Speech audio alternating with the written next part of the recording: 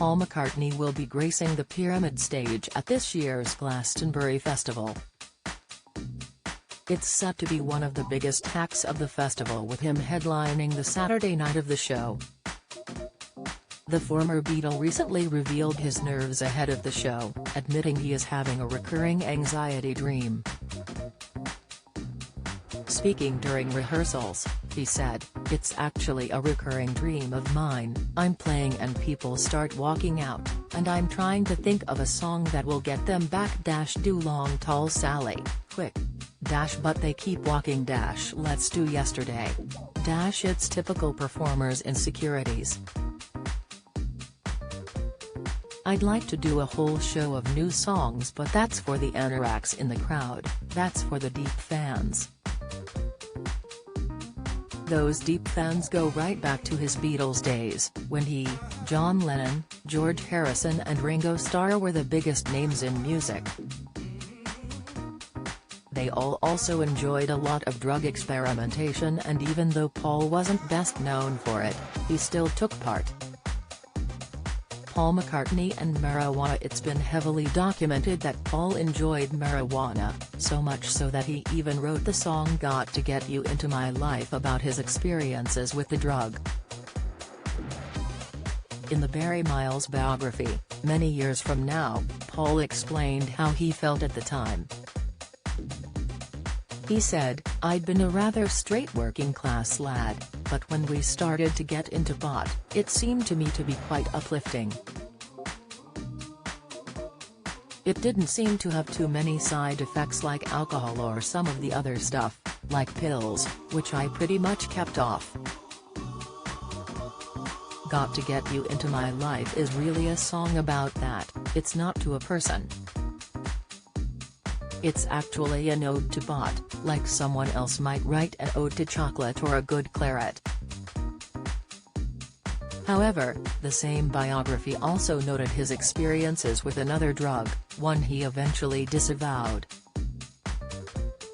Paul McCartney and cocaine. From early on, Paul enjoyed taking cocaine as he was initially attracted to the ritualistic end of it. "I was particularly amused by rolling up a pound note," he once joked. There was a lot of symbolism in that, sniffing it through money. However, the more he took, the less it had an effect on him. Not only this, but it took a physical toll on his body, and a tour around America eventually led him to quitting. He added, "I thought, this is not clever, for two reasons. Number one, you didn't stay high. The plunge after it was this melancholy plunge which I was not used to. The other reason was just a physical thing with the scrunching round the back of the neck, when it would get down the back of your nose, and it would all go dead. I went to America just after Pepper came out, and I was thinking of stopping it. And everyone there was taking it, all these music business people, and I thought, no." Paul McCartney and heroin. Most fans are aware of John Lennon's addiction to heroin, but Paul also tried the dangerous drug once.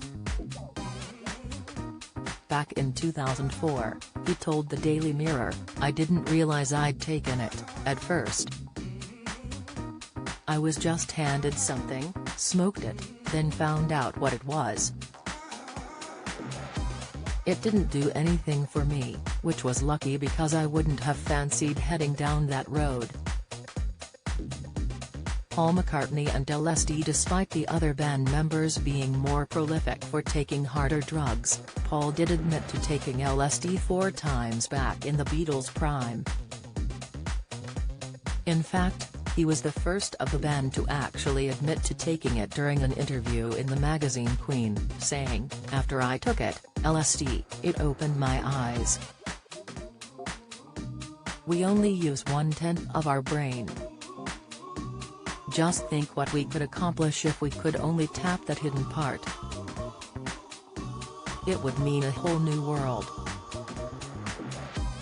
Because of this admission, ITV then pressed him on the matter in a 1967 video interview where he admitted to taking it about 4 times, but got angry at the interviewer for spreading the news further. When asked if as a public figure he should admit to taking part in illegal activities, Paul said, "I don't think it'll make any difference. I don't think my fans are going to take drugs just because I did, you know. But the thing is, that's not the point anyway. I was asked whether I had or not. And from then on, the whole bit about how far it's gonna go and how many people it's going to encourage is up to the newspapers, and up to you on television. I mean, you're spreading this now, at this moment. This is going into all the homes in Britain. And I'd rather it didn't. But you're asking me the question, you want me to be honest, I'll be honest.